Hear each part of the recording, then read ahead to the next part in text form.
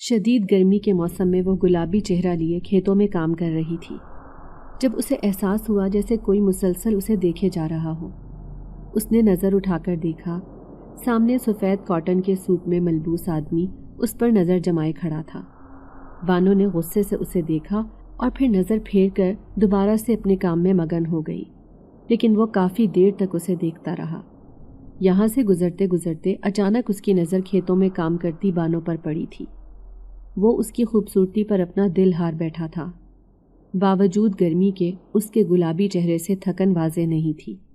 بانو نے جب محسوس کیا کہ وہ کسی طرح بھی اس سے نظر نہیں ہٹا رہا، تب وہ غصے میں اٹھ کر اس کے پاس آئی تھی، لیکن اچانک ہی نوری نے اسے آواز دے کر پکارا۔ اس نے پلٹ کر نوری کی بات کا جواب دیا اور پھر اس سفید لباس والے آدمی کو کھری کھوٹی سنانے کے لیے اس کے پاس آنے لگی، لیکن یہ دیکھ کر وہ حیرت سے بت بن گئی کہ وہاں پر اس کا نام و نشان بھی نہیں تھا، حالانکہ تھوڑی دیر پہلے وہ یہیں پر تو موجود تھا۔ اس نے چاروں طرف نظریں گھما کر دیکھا، لیکن دور دور تک اس کی موجودگی کا کوئی نشان تک نہیں تھا۔ اب وہ حیران ہوتے ہوئے دوبارہ سے اپنے کام میں مگن ہو گئی۔ آج کا دن اس کی زندگی بدلنے والا تھا۔ اس سرخ و سفید گوری چٹی رنگت والی لڑکی کا نام بانو تھا۔ وہ بے انتہا غریب گھرانے کی لڑکی تھی۔ محنت مزدوری کر کے نہ صرف اپنا بلکہ اپنے پورے خاندان کا پیٹ پال رہی تھی۔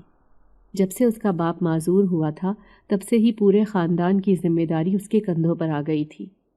اس کا باپ ٹریکٹر ٹرالی چلاتے ہوئے اچانک ہی ٹریکٹر کی زد میں آ گیا تھا۔ اس کا بھاری پہیہ اس کی ٹانگ پر چڑھ گیا، جس کی وجہ سے وہ عمر بھر کے لیے معذور ہو گیا تھا۔ پورے گاؤں میں ایک ہنگامہ سا برپا ہو گیا تھا، کیونکہ بانو کا باپ، جس کا نام بشیر تھا، وہ 5 چھوٹے بچوں کا باپ تھا۔ سب سے بڑی بیٹی بانو تھی، جس کی عمر صرف 17 سال تھی۔ وہ تھی بھی بہت خوبصورت۔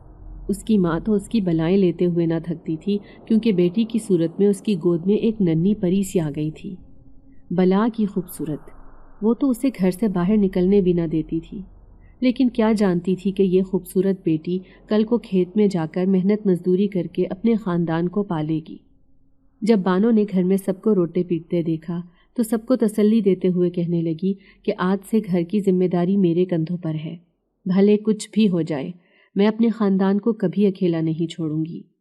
اس کی بڑی بڑی باتیں سن کر اس کی ماں نے بے اختیار اسے اپنے سینے سے لگا لیا تھا۔ باپ نے بھی شفقت سے سر پر ہاتھ رکھ دیا۔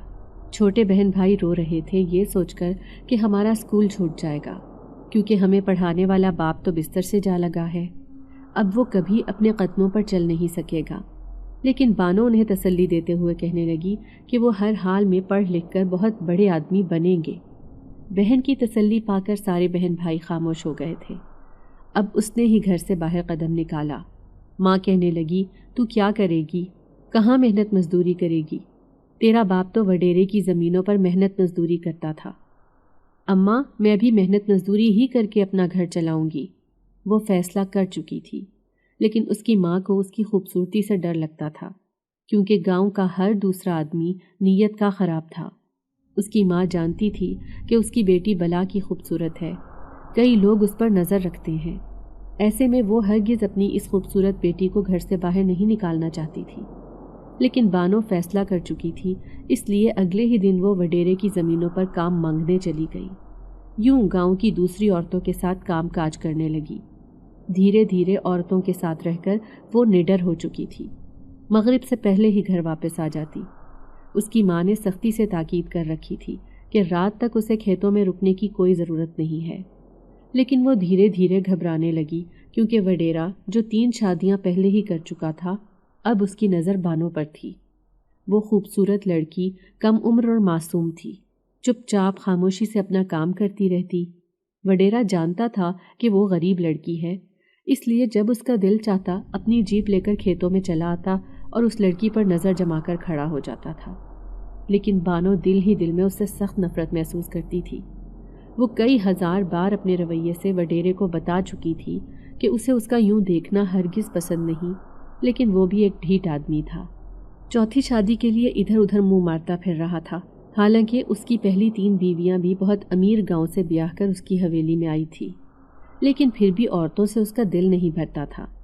چوتھا شکار اسے بانو کی صورت میں نظر آ رہا تھا، اسی لیے وہ ہر وقت اسے تاڑتا رہتا، لیکن آج تو حد ہو گئی تھی، کیونکہ سامنے کھڑا شخص وڈیرا نہیں بلکہ کوئی اور ہی تھا۔ اس کے چہرے پر بڑی مہربانی تھی، اور تھا بھی وہ بہت خوبصورت، لیکن بانو کو اس کا یوں دیکھنا بھی ذرا اچھا نہ لگا تھا۔ وہ یہ سوچ کر حیران ہوئی تھی کہ وہ تو خاموشی سے اپنا کام کاج کرتی رہتی ہے، پھر لوگ اس پر گندی نظر کیوں رکھتے ہیں؟ آج بھی دل برا کر کے وہ اپنے گھر گئی تھی۔ اماں نے جب اس کی شکل پر مایوسی دیکھی تو پوچھ پوچھ کر تھک گئی، لیکن بانو نے اسے کچھ بھی نہ بتایا۔ وہ اپنے بستر پر لیٹ کر آسمان پر بکھرے ہوئے تاروں کو دیکھنے لگی۔ اس نے سونے کے لیے آنکھیں بند کی تو سامنے کوئی شخص کھڑا مسکرا رہا تھا۔ وہ حیران رہ گئی۔ بند آنکھوں کے پیچھے سے اسے وہی سفید لباس والا آدمی نظر آیا تھا۔ یقیناً وہ بھی باقی لوگوں کی طرح اسے غلط نظروں سے ہی دیکھ رہا تھا، لیکن اس آدمی کو بانو نے کبھی بھی پہلے اس گاؤں میں نہیں دیکھا تھا۔ وہ یہ بات تو اچھی طرح جانتی تھی کہ وہ وڈیرا اس پر بری نظر رکھتا ہے، اس لیے وہ اس سے کافی بچ کر چلتی تھی۔ جتنی بھی عورتیں کھیتوں میں کام کرتی تھیں وہ سب بہت عمر کی تھی۔ ایک وہی جوان تھی جو گھر کی مجبوریوں کے باعث کھیتوں میں کام کاج کرنے پر مجبور تھی۔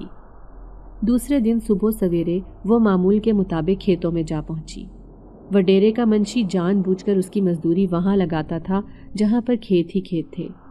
کھیتوں سے منسلک ایک پرانا قبرستان بھی تھا جس کی طرف دیکھتے ہوئے بھی ڈر لگتا تھا۔ اس زمینوں میں کافی عورتیں جاتے ہوئے گھبراتی تھیں۔ منشی بھی وڈیرے کے ساتھ ہی ملا ہوا تھا۔ وڈیرے کی کوشش ہوتی تھی کہ بانو کو کسی طرح اکیلا دیکھ کر اسے گھیر لے۔ آج اسے ہلکا ہلکا بخار بھی ہو رہا تھا، اس لیے اسے کام کرنا کافی مشکل ہو رہا تھا۔ یوں منشی سے کہہ کر وہ تھوڑی دیر آرام کرنے کے لیے ایک درخت کے نیچے بیٹھ گئی۔ ابھی گھٹنوں میں منہ چھپا کر بیٹھی ہی تھی کہ اچانک اسے اپنے پیچھے ایک آواز سنائی دی۔ کیسی ہو تم؟ اس نے نظر اٹھا کر دیکھا۔ سامنے وہیں مسکراتی ہوئی نظروں سے دیکھتا نوجوان کھڑا تھا جو کل اسے غور سے دیکھے جا رہا تھا۔ بانو کو اس پر شدید غصہ آیا۔ اس نے رخ موڑ لیا تھا اور دوپٹے سے اپنا چہرہ چھپا لیا۔ جب وہ کسی طرح سے بھی یہاں سے نہ گیا تو اس نے گھبرا کر نوری کو آواز لگائی جو سامنے ہی کھیتوں میں کام کر رہی تھی۔ نوری، او نوری، ادھر آ میرے پاس۔ وہ جلدی سے بھاگتی ہوئی بانو کے پاس آئی تھی۔ جانتی تھی کہ آج اس کی طبیعت ٹھیک نہیں۔ وہ سرگوشی میں نوری سے کہنے لگی، یہ دیکھ اس آدمی کو، کل سے مجھے تنگ کر رہا ہے، بار بار آ کر مجھے دیکھتا رہتا ہے۔ یہ ہے کون؟ نوری نے اس کے پیچھے کھڑے نوجوان کو دیکھنا چاہا لیکن اسے کوئی بھی نظر نہ آیا تھا۔ تو کس کی بات کر رہی ہے بانو؟ اب نوری حیران ہو کر اس سے پوچھ رہی تھی۔ تبھی بانو نے پلٹ کر دیکھا تو اس کے پیروں تلے سے زمین نکل گئی۔ وہاں تو کوئی بھی نہیں تھا۔ بانو بڑبڑاتے ہوئے کہنے لگی، ابھی تو یہاں کھڑا تھا، ابھی کہاں چلا گیا؟ اسے کچھ بھی سمجھ نہ آئی تھی۔ پھر منشی نے ان دونوں کو آواز لگا کر بلایا تھا۔ ہڈ حرامی ختم ہو گئی ہو تو اب کام پر دھیان دے لو۔ بانو سر جھکا کر دوبارہ کام کرنے لگی۔ پھر بانو کو کئی دفعہ وہ آدمی ادھر درختوں کے پاس آتے جاتے نظر آیا تھا۔ اکثر ہی وہ کھڑا ہو کر اسے دیکھتا رہتا، لیکن جب بھی وہ کسی کو آواز لگا کر اس کی شکایت کرنے لگتی تو نہ جانے کہاں غائب ہو جاتا تھا۔ وہ اس انجان آدمی سے حیران تھی کہ پلک جھپکتے ہوئے غائب ہونے والا یہ آدمی ہے کون؟ 2-3 دن سے اس کی طبیعت بھی ٹھیک نہیں تھی۔ اماں نے اسے 2-3 دفعہ کہا کہ چھٹی کر لے، کام پر جانے کی ضرورت نہیں، لیکن وہ کہنے لگی، اماں چھٹی کر لوں گی تو نقصان ہو جائے گا۔ اکثر بخار میں بھی وہ کام پر چلی جاتی تھی۔ پورا دن تپتی دوپہر میں کام کرتی رہتی، شام میں 5 بجے جا کر چھٹی ہوتی تھی۔ پھر کہیں جا کر منشی اس کی دھیاڑی دیتا، پیسے لے کر اس کی ساری تھکن اتر جاتی تھی۔ ابا اس کے سر پر ہاتھ رکھ کر کہتے، یہ میری بیٹی نہیں بلکہ بیٹا ہے، بڑی ہمت والی ہے یہ لڑکی۔ وہ ابا کی بات سن کر اداسی سے مسکرا دیتی، لیکن جیسے ہی رات کو اپنے بستر پر لیٹتی تو آسمان پر چمکتے ستاروں کو دیکھ کر اداس ہو جاتی۔ وہ سوچتی کہ کبھی اس کا نصیب بھی ایسے چمکے گا یا نہیں۔ اب فصل کی کٹائی ہو رہی تھی، اس لیے کام بھی بڑھ گیا تھا۔ اماں کہتی، کھیتوں میں کام کر کے تیرا رنگ جھلس جائے گا۔ اماں کو اس کے رنگ روپ کی بڑی فکر رہتی تھی، کیونکہ وہ بلا کی گوری رنگت کی مالک تھی۔ خوبصورتی اس کی آنکھوں سے چھلکتی۔ وہ اکثر چہرہ چھپا کر کام کاج کرتی تھی تاکہ تیز دھوپ کا اس کے چہرے پر اثر نہ ہو۔ پھر اس دن دوپہر کے وقت کھانا کھاتے ہوئے چھوٹی سی پگڈنڈی پر وہ بیٹھی تھی، اداس نظروں سے بیٹھی پانی میں کنکریاں پھینک رہی تھی، جب اسے پانی میں ایک چہرہ نظر آیا۔ سفید چہرہ، سفید لباس پہنے ہوئے وہ نوجوان سامنے ہی تو کھڑا تھا جو ہر وقت اسے دیکھتا رہتا تھا۔ کون ہو تم اور کہاں سے آ جاتے ہو اتنی اچانک؟ اب حیران ہو کر بانو اس سے پوچھ رہی تھی، لیکن آج وہ بانو کی نرم آواز سن کر حیران رہ گیا۔ میں یہیں رہتا ہوں۔ جب وہ بولا تو بانو اس کی آواز سن کر حیران رہ گئی، کیونکہ اس کی آواز بے انتہا خوبصورت اور بھاری تھی۔ کیا تم اسی گاؤں کے رہنے والے ہو؟ بانو نے اپنی خوبصورت آنکھوں سے اس کے چہرے کی طرف دیکھا تو وہ اس کی آنکھوں میں کھو گیا تھا۔ در حقیقت وہ اسے دیکھنے کے لیے ہی تو یہاں آتا تھا۔ پھر ایک دو دفعہ نہیں، کئی دفعہ وہ بانو کو دیکھنے کھیتوں میں چلا آتا، کبھی چھپ چھپ کر دیکھتا تو کبھی اچانک سے اس کے پیچھے آ کر کھڑا ہو جاتا تھا۔ ابھی تک بانو نے اس کے بارے میں کسی کو کچھ بھی نہ بتایا تھا۔ وہ خاموشی سے اپنا کام کرتی رہتی تھی، لیکن ایک دن اس کی طبیعت ٹھیک نہیں تھی تو اپنے حصے کا کام کرنے میں اسے بہت دیر ہو گئی۔ مغرب کی اذان بھی ہو چکی تھی، ہر طرف اندھیرا پھیل رہا تھا۔ اس نے منشی کو 2-3 دفعہ کہا کہ وہ اب گھر جانا چاہتی ہے، کل آ کر وہ سارا کام نمٹا دے گی، لیکن منشی نے اس کی بات ماننے سے صاف انکار کر دیا اور کہنے لگا کہ جلدی جلدی کام ختم کرو تبھی چھٹی ملے گی، اور دہاڑی بھی میں تمہیں تبھی دوں گا۔ اس کی بات سن کر وہ کافی مایوس ہو گئی تھی۔ اب سارا دھیان کام پر رکھ کر وہ تیز ہاتھ چلانے لگی، لیکن پھر بھی اسے 8 بج گئے تھے۔ سارا کام ختم ہوا تو منشی سے پیسے لے کر اب وہ گھر کی طرف جانے لگی۔ کھیتوں سے گھر کا فاصلہ بھی اچھا خاصا تھا، بیچ میں ایک سنسان سڑک بھی آتی تھی۔ اس سنسان سڑک کو پار کرنا اس کے لیے بہت اذیت ناک تھا، کیونکہ وہاں بالکل سناٹا چھایا رہتا تھا۔ ٹوٹی ہوئی چپل کے ساتھ وہ تیز تیز قدموں سے گھر کی طرف جا رہی تھی، لیکن اچانک سے اسے محسوس ہوا جیسے 2-3 آدمی اس کا پیچھا کر رہے ہوں۔ جیسے ہی اس نے پلٹ کر دیکھا تو اچانک اسے کسی کے چھپنے کی آواز آئی، جیسے اس کے پلٹنے پر کوئی تیزی سے کھیتوں میں چھپ گیا ہو۔ وہ کسی قدر خوف کا شکار ہو گئی تھی۔ دائیں بائیں بڑے بڑے کھیت پھیلے ہوئے تھے، اسی لیے کوئی بھی وہاں پر چھپ سکتا تھا، کہیں کوئی اسے نقصان نہ پہنچا دے، کیونکہ آج کل ایسے واقعات ہو رہے تھے۔ کئی لڑکیوں کی عزت گاؤں کے آوارہ لڑکے لوٹ چکے تھے، ایسے میں اسے بھی اپنی عزت کا خیال رکھنا تھا۔ آج تو کچھ زیادہ ہی دیر ہو گئی تھی، اس لیے اسے بہت فکر ہو رہی تھی۔ تبھی وہ تیزی سے گھر کی طرف جانے لگی۔ اب وہ بھاگنے کے انداز میں گھر کی طرف جا رہی تھی، لیکن اچانک ہی اسے اپنے پیچھے قدموں کی آواز سنائی دی۔ وہ پلٹی تو حیران رہ گئی۔ یہ تو وڈیرے کے ڈیرے پر کام کرنے والے آوارہ لڑکے تھے جو وڈیرے کے ملازم تھے۔ یہ اس کے پیچھے کیوں آ رہے ہیں؟ اس کا پورا وجود خوف سے کانپنے لگا۔ لیکن اچانک ہی ایک لڑکے نے اس کی طرف ہاتھ بڑھایا تھا۔ وہ اس کا منہ دبا کر اپنے ساتھ لے کر جانا چاہتے تھے، لیکن وہ ایسا کیوں کر رہے ہیں؟ وہ مچھلی کی طرح تڑپنے لگی، لیکن وہ تینوں گھسیٹتے ہوئے اسے اپنے ساتھ لے کر جا رہے تھے۔ چل لڑکی چل، آج تو وڈیرے کا نوالا بن کر رہے گی، کیونکہ کئی دنوں سے وہ تیرے لیے بےتاب ہے۔ چھوڑو مجھے، چھوڑو، میں اپنے ابا سے شکایت کر دوں گی تمہاری۔ وہ بے بسی سے ہاتھ پاؤں چلا رہی تھی، لیکن وہ تینوں بہت مضبوط دکھائی دیتے تھے۔ لیکن اچانک ہی سامنے سفید لباس پہنے کوئی کھڑا تھا۔ جیسے ہی ان تینوں نے اس کے چہرے کی طرف دیکھا تو خوف سے چیخیں مارتے ہوئے وہ وہاں سے بھاگنے لگے، لیکن وہ وجود بھی ان کے پیچھے پیچھے بھاگ رہا تھا۔ وہ اتنے بدحواس ہوئے کہ انہیں سامنے کنواں بھی دکھائی نہ دیا، اور وہ تینوں کی تینوں اس کنویں میں جا گرے۔ بانو نہیں جانتی تھی کہ آج اس کی عزت بچانے والا کون ہے، لیکن اس نے وہ سفید لباس پہنے ہوئے نوجوان کو دیکھ لیا تھا۔ وہ گھٹنوں میں منہ چھپا کر بلک بلک کر روتی رہی۔ تبھی سفید لباس والے نوجوان نے اس کے سر پر ہاتھ رکھا تھا۔ تم بالکل محفوظ ہو، تمہیں کچھ نہیں ہوا، اس لیے تم اپنے گھر چلی جاؤ، وہ نرمی سے اسے پکارتے ہوئے کہہ رہا تھا۔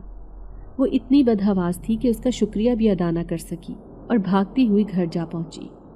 گھر جا کر ابا سے لپٹ کر رونے لگی۔ اماں اس کی حالت دیکھ کر بری طرح پریشان ہو گئی تھی۔ سارے گھر والے اس کے ارد گرد جمع ہو گئے تھے۔ اماں بھی اسے پکارتی رہی، لیکن وہ 2 گھنٹے تک روتی رہی۔ آج تو اس کی عزت خراب ہو جاتی۔ وہ جانتی تھی کہ وڈیرا کئی دنوں سے اس پر بری نظر رکھتا ہے، لیکن آج تو اس نے ساری حدیں پار کر دی تھی۔ لاکھ پوچھنے کے باوجود بھی اس نے اماں ابا کو کچھ بھی نہ بتایا تھا۔ جانتی تھی کہ اگر یہ سب بتا دیا تو دوبارہ وہ اسے کام پر جانے نہیں دیں گے۔ لیکن اگلے ہی دن وہ حیران رہ گئی جب وڈیرا اس کا رشتہ لینے ابا کے پاس آیا۔ دیکھ بشیر، میں تجھے مالا مال کر دوں گا، تیری اتنی خوبصورت بیٹی کھیتوں میں جاتی ہے کام کاج کرنے، مجھے ذرا اچھا نہیں لگتا۔ میری حویلی میں اسے بھیج دے، عیش کرے گی۔ وہ 60 سال کا وڈیرا 17 سال کی بانو کا رشتہ مانگ رہا تھا۔ اس کے ماں باپ حیران رہ گئے۔ لیکن سائیں، میری بیٹی بہت چھوٹی ہے، وہی اس گھر کا سہارا ہے، اس کے بغیر ہم کچھ بھی نہیں۔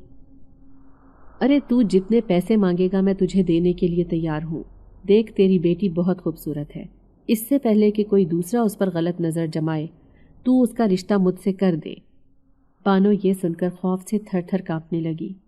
وہ سمجھ گئی کہ وڈیرا اب اس کی جان نہیں چھوڑے گا، نہ تو وہ اسے کھیتوں میں کام کرنے دے گا اور نہ ہی اپنی بات منوائے بغیر یہاں سے جائے گا۔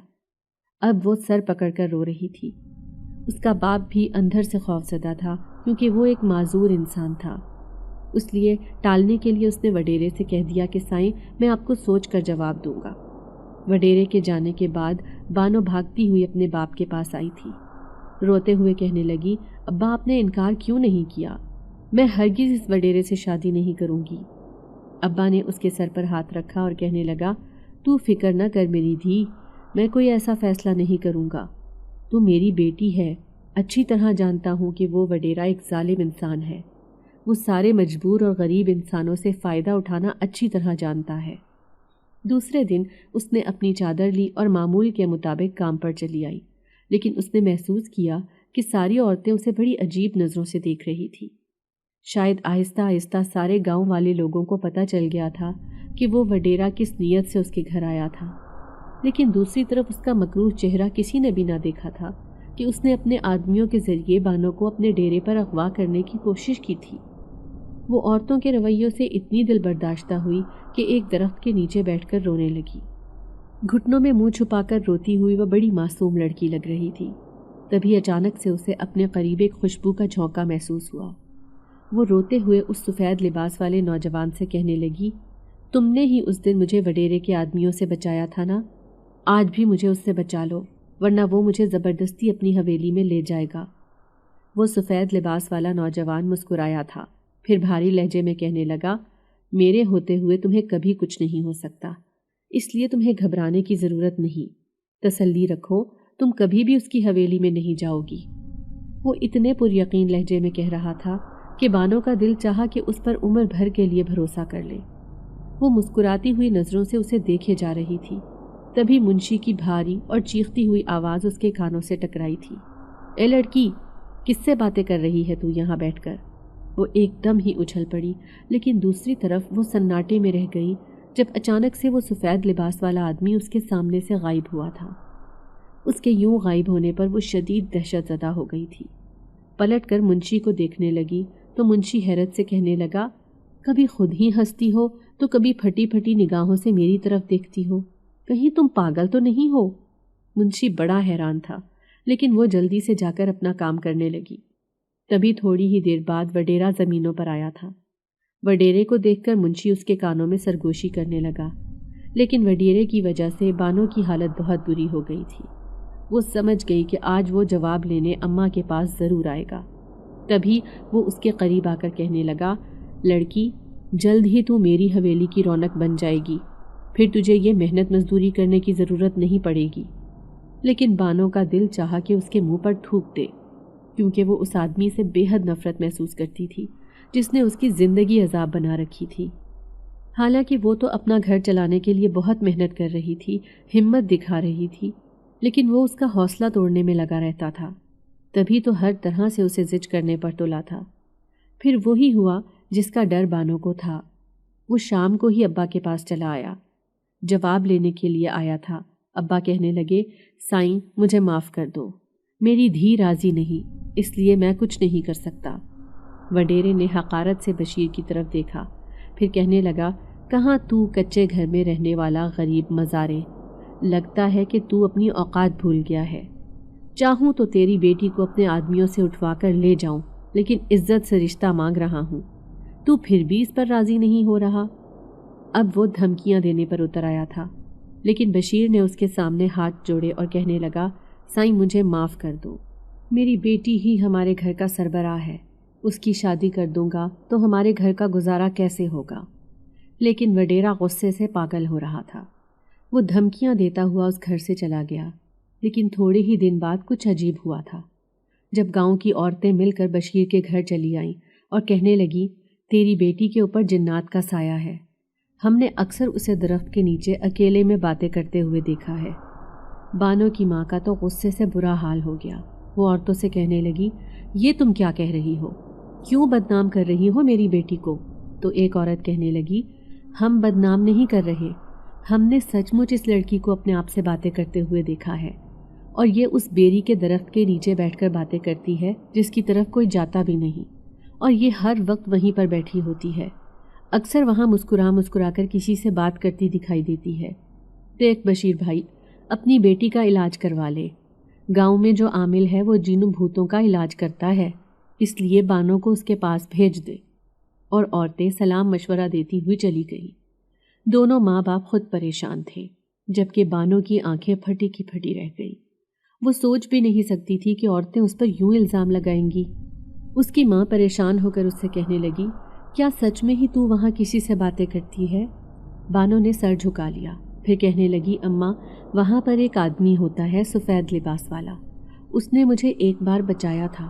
میں نے آپ کو یہ بات نہیں بتائی، لیکن ایک دن جب میں کھیتوں سے واپس آ رہی تھی تو وڈیرے کے آدمی مجھے اغوا کر کے اس کے ڈیرے پر لے کر جا رہے تھے، تب اس نے مجھے ان سے بچایا تھا۔ لیکن وہ سفید لباس والا آدمی ہے کون؟ ہمارے گاؤں میں تو ایسا کوئی بھی آدمی نہیں۔ بانو بے بسی سے کہنے لگی میں نہیں جانتی اماں وہ کون ہے، لیکن وہ بہت اچھا ہے، وڈیرے سے بہت زیادہ۔ اس کی یہ مشکوک باتیں سن کر دونوں ماں باپ بہت پریشان ہو گئے تھے۔ اگلے دن بانو کھیتوں میں کام کرنے گئی تو وڈیرے نے اسے کام دینے سے صاف انکار کر دیا اور کہنے لگا کہ میں تجھے ملکہ بنانا چاہتا ہوں اور تیرا باپ تجھے مزدوری کروا کر ایک مزدور بنانا چاہتا ہے۔ اب فیصلہ تیرے ہاتھ میں ہے، اگر تو مجھ سے نکاح کرنے پر راضی ہو جائے گی تو تیری زندگی بدل جائے گی۔ اس نے بانو کو واپس گھر بھیج دیا تھا۔ وہ روتی پیٹتی گھر واپس آ گئی۔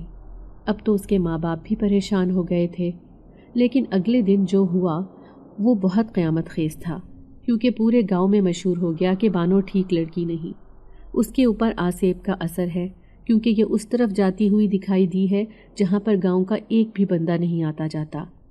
دھیرے دھیرے یہ خبر وڈیرے کے پاس بھی پہنچ گئی تھی، بلکہ وڈیرے نے خود ہی یہ مشہور کروا دیا تھا، کیونکہ بانو کے باپ نے اس کا رشتہ دینے سے انکار کر دیا تھا۔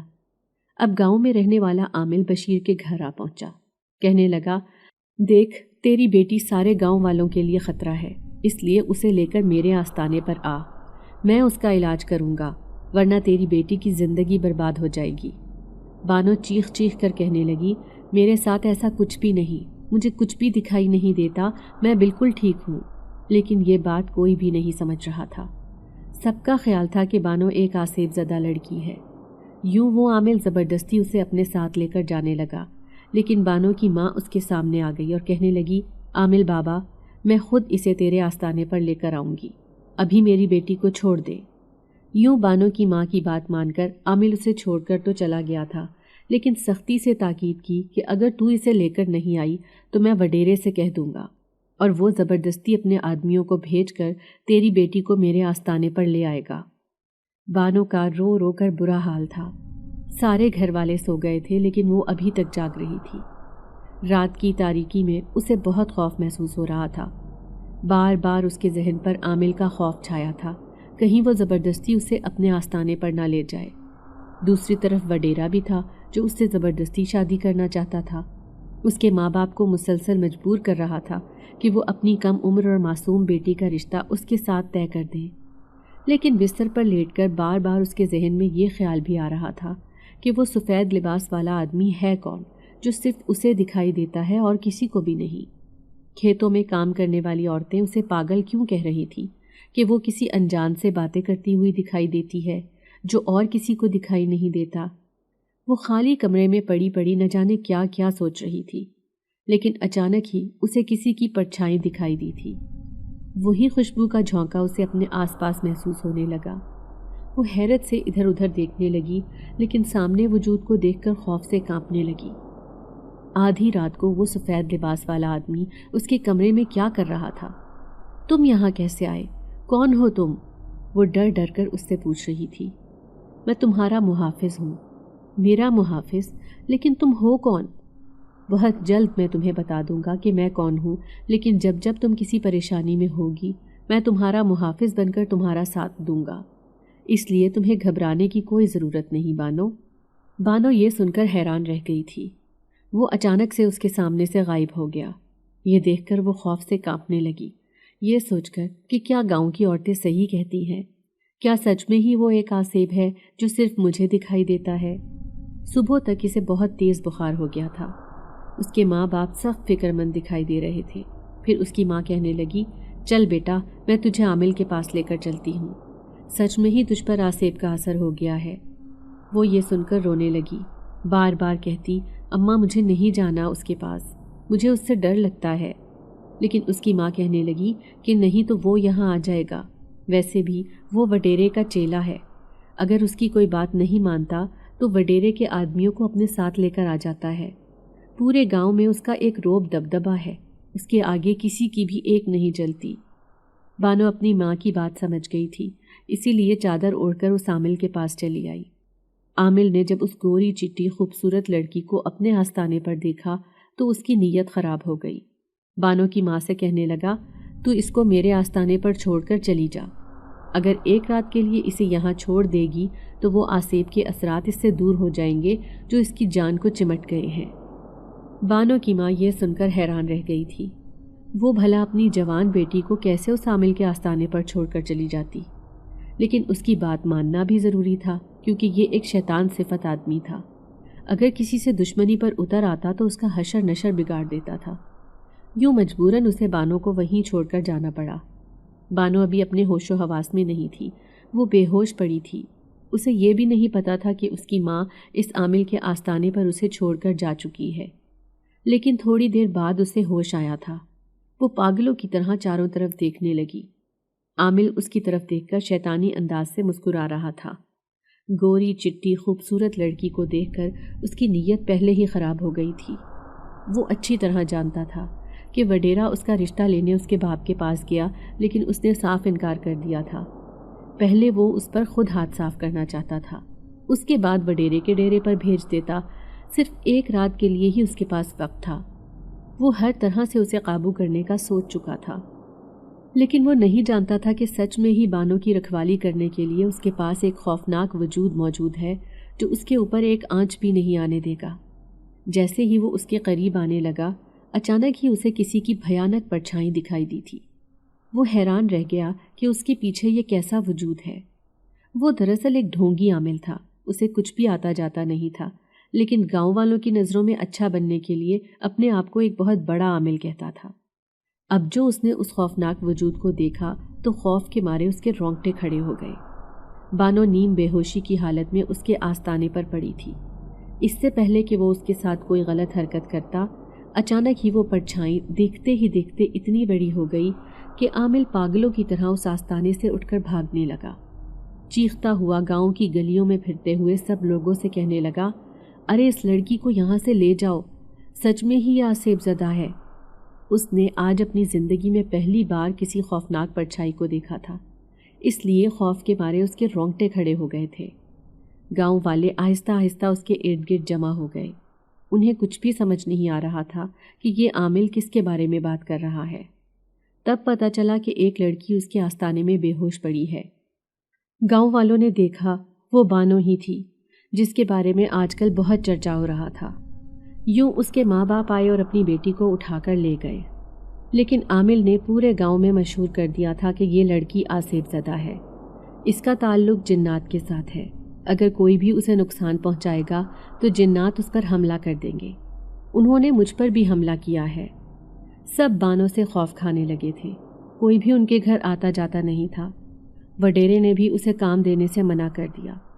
اب وہ بے بسی کی حالت میں زندگی گزار رہے تھے۔ ان کا پورا خاندان ایک خوف کی حالت میں گرفتار ہو گیا تھا۔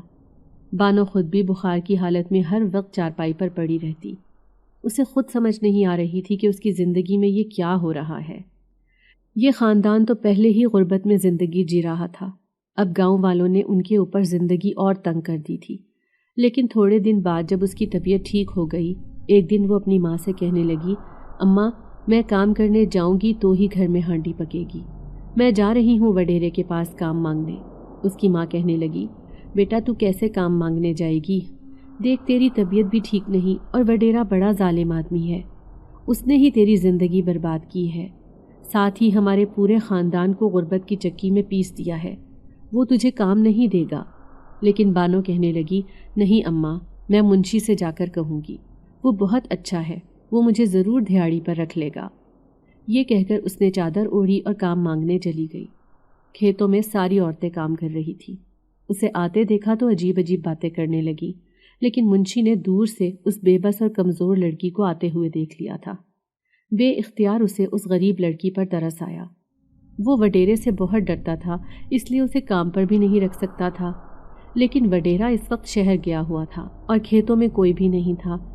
یوں اس نے سوچا کہ چلو اس معصوم لڑکی کو کام دے دیتا ہوں، شام ہوتے ہی اسے دھیاڑی دے کر وڈیرے کے آنے سے پہلے رخصت کر دوں گا۔ یوں اس نے عورتوں سے چھپ کر بانو کو پچھلی سائڈ پر مزدوری کرنے کے لیے بھیج دیا تھا۔ بانو نے دوپٹہ باندھا اور جلدی جلدی ہاتھ پاؤں چلانے لگی۔ کمزوری ہونے کے باوجود بھی وہ تیز تیز کام کر رہی تھی تاکہ منشی خوش ہو کر اسے واپس کام پر رکھ لے۔ وہ اپنی طاقت سے زیادہ کام کر رہی تھی، بالکل اکیلی۔ ان کھیتوں میں تو پہلے وہ آئی بھی نہیں تھی۔ یہیں پر تو وہ بیری کا درخت تھا جہاں پر اسے وہ سفید لباس والا آدمی دکھائی دیتا تھا، لیکن آج یہاں کوئی بھی نہیں تھا۔ وہ چپ چاپ اپنا کام کر رہی تھی، تبھی زمین کھودتے کھودتے اچانک ہی اس کے ہاتھ کچھ عجیب سی چیز لگی تھی۔ اس نے دیکھا وہ ایک صندوق سا تھا، آس پاس کوئی بھی نہیں تھا۔ وہ اور تیزی سے زمین کھودنے لگی۔ کھودتے کھودتے آخر کار وہ چھوٹا سا صندوق زمین سے باہر آ گیا تھا۔ جیسے ہی اس نے صندوق کو کھول کر دیکھا تو خوف کے مارے اس کا دل زور زور سے دھک دھک کرنے لگا، کیونکہ وہ صندوق تو زیورات سے بھرا ہوا تھا۔ نہ جانے وہ زیورات اصلی تھے یا نقلی، لیکن زمین سے ملنے والا خزانہ دیکھ کر اس کے اوسان خطا ہو گئے تھے۔ اس نے چپکے سے منشی کی طرف دیکھا، وہ اس سے کافی فاصلے پر تھا۔ تبھی اس نے وہ خزانہ دوپٹے میں چھپا لیا اور منشی کے پاس چلی آئی۔ منشی اسے دیکھ کر حیران ہوا۔ کیا ہوا لڑکی، کام کرنا کیوں چھوڑ دیا؟ وہ میری طبیعت ٹھیک نہیں ہے، وہ نظریں جھکا کر کہنے لگی۔ دوپٹے میں چھپایا ہوا خزانہ جان بوجھ کر چھپا رہی تھی کہ کہیں منشی کی نظر اس پر نہ پڑ جائے۔ منشی حیران ہو کر کہنے لگا، ارے تو کام مانگنے کے لیے اتنی اتاولی ہو رہی تھی، اب کیا ہوا؟ لیکن مجھے چکر آ رہے ہیں، میں کام نہیں کر پاؤں گی، وہ کمزوری اور گھبراہٹ سے کہنے لگی۔ ٹھیک ہے، لیکن تجھے کوئی دھیاڑی نہیں ملے گی، کیونکہ پہلے ہی میں نے تجھے وڈیرے سے چھپ کر مزدوری کرنے کے لیے بھیجا تھا۔ ٹھیک ہے، میں گھر جا رہی ہوں، یہ کہہ کر وہ عجیب چال چلتی اپنے گھر کی طرف جانے لگی۔ ایسے لگ رہا تھا جیسے اس کے قدموں کے نیچے زمین ہی نہ ہو۔ کیا سچ میں ہی یہ خزانہ اصلی ہے یا پھر نقلی؟ اگر اصلی ہوا تو اس کی قسمت بدلنے والی ہے، لیکن اگر نقلی ہوا تو شاید منشی دوبارہ اسے زمینوں پر کام نہ دے۔ اس وقت اس کے ذہن میں عجیب و غریب سوچیں آ رہی تھی۔ جب اس کی ماں نے بانو کو عجیب حالت میں آتے ہوئے دیکھا تو پوچھا، کیا ہوا میری بیٹی، تیری طبیعت تو ٹھیک ہے نا؟ وہ گھبرا کر اس کے پاس آئی تھی۔ معذور باپ بھی پریشان ہو کر اٹھ بیٹھا۔ بانو نے جلدی جلدی سر ہلایا اور کہنے لگی، ہاں اماں، میں بالکل ٹھیک ہوں، تو پریشان مت ہو، لیکن آج نہ جانے مجھے کھیتوں سے کیا ملا ہے، کچھ عجیب و غریب سی چیز ہے یہ۔ کہتے ہی اس نے وہ چھوٹا سا صندوق ماں کو دکھایا تھا۔ جیسے ہی اس کی ماں نے صندوق کھولا تو خوشی کے مارے ایک چیخ ماری تھی۔ سارے بہن بھائی اس کے ارد گرد جمع ہو گئے۔ معذور باپ بھی حیران تھا۔ اس نے بھی وہ صندوق کھول کر دیکھا۔ خزانوں سے بھرا ہوا لبالب صندوق اس پورے خاندان کی قسمت بدلنے والا تھا۔ اس پورے خاندان کی آنکھوں میں خوشی کے آنسو تھے۔ بانو کہنے لگی، اماں کیا یہ سچ میں ہی زیورات اصلی ہیں؟ لیکن ہمیں یہ کیسے مل سکتے ہیں؟ ہم تو غریب ہیں، اس گاؤں میں کوئی بھی ہمیں کام دینے کو تیار نہیں تھا۔ اماں کہنے لگی، جب اوپر والا مالک دیکھتا ہے تو پھر ایسے ہی نوازتا ہے۔ یہ سارے زیورات اصلی ہیں، بہت پرانے دور کے معلوم ہوتے ہیں۔ وہ ایک ایک زیورات اٹھا کر دیکھ رہی تھی۔ اس کے چھوٹے بہن بھائی بہت خوش ہو رہے تھے، لیکن ابا نے سب سے سختی سے تاکید کی تھی کہ کسی کو بھی ان کے بارے میں بتانے کی ضرورت نہیں۔ ہم آج رات ہی یہ گاؤں خالی کر دیں گے، اس کے بعد کبھی بھی لوٹ کر یہاں نہیں آئیں گے، کیونکہ اس گاؤں میں بہت ظالم لوگ رہتے ہیں۔ وہ ہمارا سکون برباد کر دیں گے اگر انہیں پتہ چلا کہ ہمارے ہاتھ کوئی بہت بڑا خزانہ لگا ہے۔ بانو کے چہرے پر مسکراہٹ تھی۔ اس کا خوبصورت چہرہ خوشی کے مارے اور بھی گلابی ہو گیا تھا۔ آج رات اس کی ساری تھکن، ساری تکلیف دور ہو گئی تھی۔ اسے یقین نہیں آ رہا تھا کہ اس کی یوں قسمت بدل جائے گی۔ ابا نے فیصلہ کیا تھا کہ ہمارا پورا خاندان شہر جائے گا۔ یہی سوچ کر وہ بہت خوش تھی۔ شہر جا کر ان کے حالات کتنے بدل جائیں گے، کیونکہ ان کے پاس ایک بہت بڑا خزانہ ہے جو ان کی پوری زندگی کے لیے کافی ہوگا۔ اب اسے مزدوری کرنے کے لیے کھیتوں میں بھی نہیں جانا پڑے گا اور نہ ہی وڈیرے کی غلیظ نظروں کا سامنا کرنے کی ضرورت پڑے گی۔ پھر اس رات وہ سوئی تو اسے اپنے آس پاس ایک عجیب سی پرچھائی دکھائی دی۔ وہ حیران تھی کہ یہ کون ہے۔ اٹھ کر بیٹھی تو پورا گھر سناٹے میں ڈوبا ہوا تھا۔ اسے ڈر بھی لگا کہ کہیں کوئی چور ڈاکو اس کا خزانہ لوٹنے تو نہیں آ گیا۔ یہی سوچ کر وہ کمرے میں جا کر اسی صندوق کو کھول کر دیکھنے لگی، لیکن خزانہ جوں کا توں رکھا ہوا تھا۔ اس کی ماں نے بڑی حفاظت سے خزانے کو الماری میں بند کر کے تالا لگایا ہوا تھا۔ اس خزانے کو وہ بڑی پیار بھری نظروں سے دیکھ رہی تھی، لیکن اچانک ہی ایک بڑی سی پرچھائی اس کے پیچھے آ کر کھڑی ہوئی۔ جوں ہی وہ پلٹی تو خوف کے مارے کانپنے لگی۔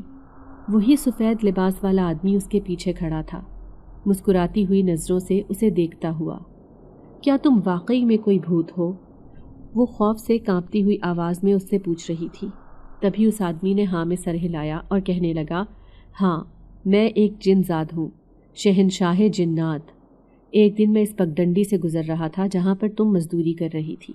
تم بہت خوبصورت ہو، اتنی کہ کوئی بھی تمہیں دیکھ کر پاگل ہو جائے۔ شاید میں بھی تمہیں دیکھ کر تم پر عاشق ہو گیا تھا۔ میں تمہیں بڑے غور سے دیکھ رہا تھا۔ میری نظروں کا تمہیں احساس ہوا اور تم ادھر ادھر دیکھنے لگی، لیکن اس وقت میں تمہارے سامنے نہیں آیا تھا۔ اب جب بھی تم وہاں پر مزدوری کرتی تو میں تمہیں دیکھنے کے لیے آ جاتا، لیکن ابھی تک تمہارا مجھ سے سامنا نہیں ہوا تھا۔ پھر میرا دل تمہیں دیکھنے کے لیے اتنا بے قرار ہوا کہ میں نے تمہارے سامنے آنے کا فیصلہ کیا اور میں نے انسانی روپ اختیار کر کے تمہارا پیچھا کرنا شروع کیا۔ جہاں جہاں تم جاتی میں بھی تمہارے پیچھے پہنچ جاتا۔ اس دن تم مجھے اپنے سامنے دیکھ کر حیران رہ گئی تھی جب میں پہلی دفعہ تمہارے سامنے انسانی روپ لے کر آیا۔ تم یہ سمجھ رہی تھی کہ میں تمہیں غلط نظروں سے دیکھ رہا ہوں، لیکن میرا ایسا کوئی ارادہ نہیں تھا۔ میں تم سے سچ میں ہی عشق کرنے لگا تھا۔ تمہاری مدد کر کے میں عجیب سی خوشی محسوس کرتا تھا۔ پھر اس دن جب وہ ظالم آدمی تمہیں گھسیٹ کر اپنے ساتھ لے کر جانا چاہتے تھے، ان کا میں نے حشر بگاڑ دیا۔ میرا غصہ بہت غضبناک تھا کیونکہ میں ایک شہنشاہ جنات ہوں۔ پورے قبیلے میں میرا حکم مانا جاتا ہے۔ میرے ایک حکم پر سارے جن زادے اکٹھے ہو کر انہیں برباد کر سکتے تھے، لیکن میں نے انہیں منع کر دیا۔ میں تمہارا گاؤں میں کوئی نام خراب نہیں کرنا چاہتا تھا۔ پھر اس عامل کے پاس جا کر میں نے اسے اتنا ڈرایا کہ آج وہ پاگل ہو کر گاؤں کی گلیوں میں گھومتا ہے۔ اب وہ کسی کا بھی علاج نہیں کرتا، کیونکہ جو بھی عورت اس سے علاج کروانے آتی تو وہ اس کے ساتھ غلط حرکتیں کرتا تھا۔ لیکن جب سے اس کا سامنا میرے ساتھ ہوا، اس نے عورتوں کے ساتھ غلط حرکات کرنا چھوڑ دی۔ لیکن میں جانتا ہوں کہ میری وجہ سے تم اس عذاب میں گرفتار ہو چکی ہو۔ پورے گاؤں والے سمجھتے ہیں کہ تم ایک آسیب زدہ لڑکی ہو، اس لیے میں بہت پچھتاتا ہوں کہ میں نے تمہارے ساتھ یہ کیا کر دیا۔ لیکن تمہیں یوں پریشان اور تکلیف میں دیکھ کر حقیقت میں بہت پریشان رہتا تھا۔ اسی لیے میرے ذہن میں ایک منصوبہ آیا اور میں نے تمہیں یہ خزانہ دینے کا فیصلہ کیا۔ تو یہ خزانہ تم نے مجھے دیا ہے؟ بانو کی آنکھوں میں چمک ابھری تھی۔ تبھی اس شہنشاہ جنات نے ہاں میں سر ہلایا اور کہنے لگا، ہاں، جس وقت تم وہاں کام کر رہی تھی اس سے تھوڑے ہی فاصلے پر میں موجود تھا۔ وہ خزانہ میں تمہیں دینے آیا تھا، لیکن پھر میں سوچنے لگا کہ اگر میں دوبارہ تمہارے سامنے اپنے اصلی روپ میں آیا تو تم مجھے دیکھ کر ڈر جاؤ گی، کہیں چیخیں مارتی ہوئی یہاں سے بھاگو گی تو لوگ تمہیں پاگل سمجھیں گے۔ اسی لیے میں نے اس خزانے کو زمین میں دفن کر دیا۔ میں نے ہی وہاں پر یہ خزانہ چھپایا تھا صرف تمہارے لیے۔ لیکن جب تم نے اسے نکالا اور جو خوشی تمہارے چہرے پر آئی تھی اسے دیکھ کر مجھے بہت اچھا لگا۔ میں ہمیشہ تمہیں ایسے ہی خوش دیکھنا چاہتا ہوں۔ بانو کی آنکھوں میں آنسو آ گئے۔ وہ روتے ہوئے کہنے لگی، آج تک میرے بارے میں ایسا کسی نے بھی نہیں سوچا۔ ہمارا پورا خاندان جس اذیت میں زندگی گزار رہا ہے، میں ہمیشہ کے لیے اس اذیت سے اپنے خاندان کو نکالنا چاہتی تھی، لیکن تم نے تو پل بھر میں ہی ہمیں خوش کر دیا۔ میں تمہارا شکریہ ادا کرتی ہوں۔ शहंशाह जिन्नात कहने लगा, शुक्रिया अदा करने की ज़रूरत नहीं, क्योंकि हम जिससे मोहब्बत करते हैं उसके लिए बड़े से बड़ा तोहफ़ा देने से भी दरेग नहीं करते। और फिर ये तो एक हकीर सा तोहफ़ा है। अगर तुम्हें ज़िंदगी में कभी भी कुछ मांगना हो तो मुझसे बिला झिझक मांग सकती हो। ये ख़जाना तो कुछ भी नहीं, मेरे पास और भी बड़ी बड़ी दौलत जमा है, क्योंकि हमारे पूरे कबीले में सारे जिन्नात बहुत अमीर हैं। हम ऐश से अपनी ज़िंदगी गुजारते हैं। आज तुम्हारी इस गांव में आखिरी रात है, इसलिए मैं तुम्हें हकीकत बताने आया हूँ। कभी भी मुझसे मिलने की ख्वाहिश हो तो बस एक बार मुझे याद ज़रूर करना, मैं तुम्हारे सामने आ जाऊँगा। तुम एक बहुत अच्छी लड़की हो, मैं हमेशा तुम्हें खुश देखना चाहता हूँ। ये कहकर वो शहंशाह जिन्नात हमेशा के लिए बानों के सामने से गायब हो गया। वो देर तक उसके ख्यालों में डूबी रही, हैरान होती कि कोई जिन ज़्यादा इस कदर मेहरबान कैसे हो सकता है कि इतना सारा ख़जाना देकर उसके पूरे ख़ानदान की किस्मत ही बदल दे। फिर उस रात बानो और उसके ख़ानदान ने हमेशा के लिए वो गांव छोड़ दिया था, क्योंकि इस गांव में उन्होंने बहुत सी तकलीफ़ें बर्दाश्त की थीं। वो एक मेहनती और हिम्मत वाली लड़की थी, लेकिन लोगों ने उसकी सादगी और ख़ूबसूरती का फ़ायदा उठाना चाहा, जिसमें वडेरे के साथ साथ वो आमिल भी शरीक था, और साथ ही गांव के वो जाहिल लोग भी जो उसे पागल मशहूर कर रहे थे, क्योंकि वडेरे के खौफ की वजह से कोई भी यहाँ सांस लेने को भी तैयार नहीं था, क्योंकि वडेरा एक अमीर आदमी था जबकि बानो का ख़ानदान बहुत गरीब। यूँ अमीरी और गरीबी की इस जंग में बिलाखिर जीत गरीबी की हुई थी, और वो इस गुर्बत को शिकस्त देकर पूरा ख़ानदान शहर जाकर अपनी ज़िंदगी बदलने वाला था। बानो आज हंसी खुशी अपने ख़ानदान के साथ ज़िंदगी गुजार रही है। वो कभी भी पलटकर वापस गांव जाना नहीं चाहती, लेकिन कभी कभार अपने बिस्तर पर लेटती है तो कोई सफ़ेद लिबास वाला वजूद उसे अपनी आँखों के सामने दिखाई देता है। उसके लब खुद ब खुद मुस्कुराने लग जाते हैं। ऐसा लगता है कि वो परछाई अभी भी उसके आस पास मौजूद है।